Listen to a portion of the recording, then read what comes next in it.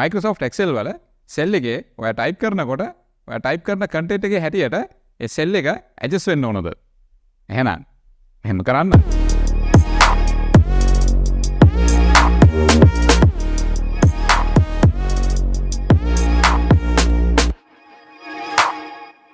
ඔයාලා අත්දැකීමෙන් දන්නවා ඇති Excel sheet එක type කරනකොට මෙන්න මේ විදිහට අපිට cell එකේ ප්‍රමාණයට වැඩිය දිග text එකක් හෝ data එකක් type කරද්දී ඒ text එක අපේ cell එක ඇතුලේ පේන්න නැතුව යනවා. ඉතින් ඔයාලට manually මෙන්න මේ විදිහට ඔයාලගේ table එක adjust කරගන්න වෙනවා. වෙනම ඔයාලගේ cell එකේ තියෙන content එකේ හැටියට. ඉතින් මේක ටිකක් කරදරකාරී වැඩක්. ඉතින් ඔයාලා manually මෙන්න මේ වගේ one by one adjust කරන්න ගියොත් ඔයාලට සෑහෙන කාලයක් යනවා. ඉතින් මම අද ඔයාලට කියලා දෙන්නේ මෙන්න මේ ගැටලුව निराකරණය කරගෙන ඔයාලා type කරන content එකේ හැටියට ඔයාලගේ cell එක automatically adjust වෙන විදිහට කොහොමද settings හදාගන්නේ කියලා.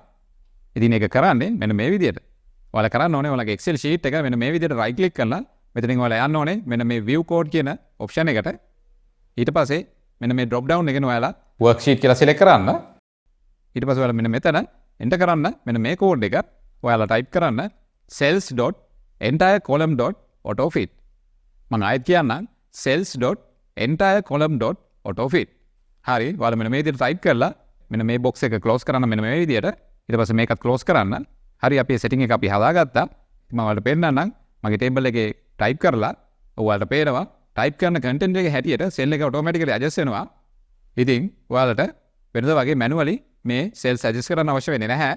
අපි මෙන්න මේ විදිහට setting එක හදාගත්තාම අපි enter කරන content එකේ හැටියට අපේ Excel file එකේ cells automatically adjust වෙනවා.